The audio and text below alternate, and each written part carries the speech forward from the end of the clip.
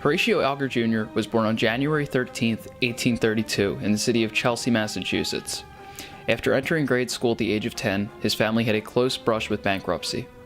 Following these events, despite his family's financial issues, Alger went on to pass his exams and enter Harvard University in 1847.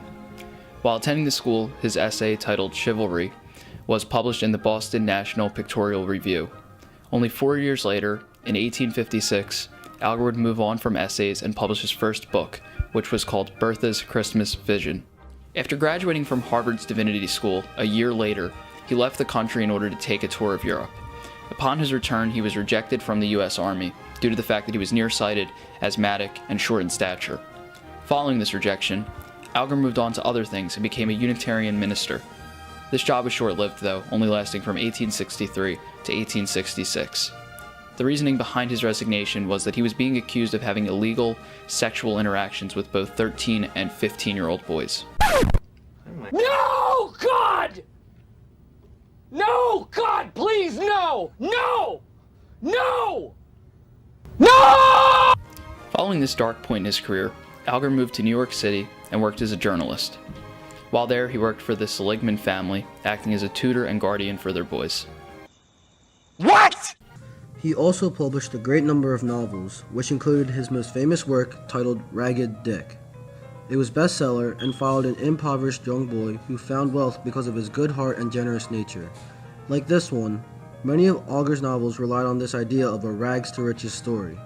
These stories often focus on a poor, good-natured person who gains wealth because of his attitude and hard work, rather than his social or political standing. This went hand in hand with Alger's portrayal of the American dream, which told people that, here in the US, as long as you worked hard, you could become successful and rich in the land of opportunity. Due to his involvement in the development of these classic American ideas, the rags to riches story is often referred to as the Horatio Alger myth. Over the course of his career, Horatio Alger produced over 100 books and sold over 200 million copies. Other titles included Struggling Upward, Strive and Succeed, and Cash Boy. After having a very successful career as an author, Alger grew ill and died on July 18, 1899. He was 67 years old. Following his death in 1947, the Horatio Alger Association of Distinguished Americans was founded.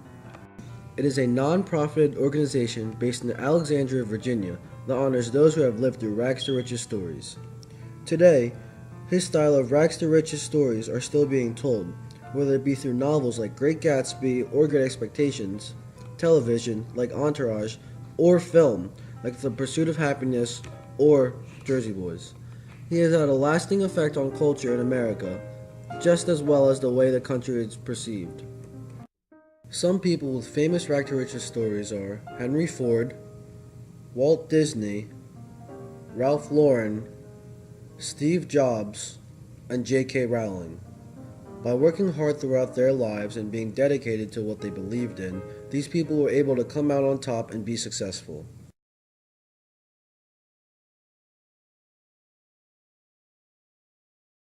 She was 28 years old, living on welfare, and taking care of her infant baby while trying desperately to muster the willpower to keep writing. She knew as a first-time author there was no promise of getting published, and just because she thought the book was great did not mean that anyone else would. To keep writing, she had to truly believe in Harry. She had to truly believe in the story she was telling. So she willed herself to keep going. Through the stress, through the doubt, through the fear and extremely low standard of living, J.K. Rowling fulfilled her lifelong dream by getting Harry Potter and the Philosopher's Stone published. Good job, J.K. Rowling. You're an inspiration and a great writer. Thanks to Horatio Alger and his writings, this blueprint for a rags to riches story is continued on by many people today.